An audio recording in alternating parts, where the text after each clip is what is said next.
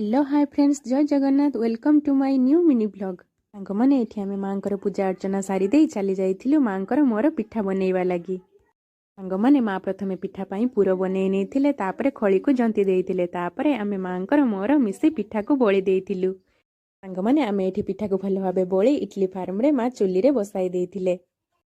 मैंने ये आम पिठा गुड़िक हो सारा माँ ताको गुटे गुटे कर खोली देते। सांग मैंने पिठा हो सारा माँ पाखे भोग लगे दे आमे बसी पड़ू खाइबा लगी।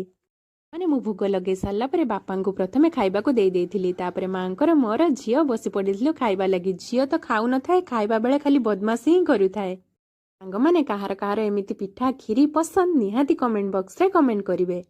माने झील एठी खाउची कम हेले बदमाशी करुची बेसी। सांग मैंने मु खाई सारी उठी देखे तो मो ननद मध्य आसी पहुंची सारिलेनी। मु तांको मध्य पिठा खीरी बाड़ी देइथिली। रहिली जय जगन्नाथ।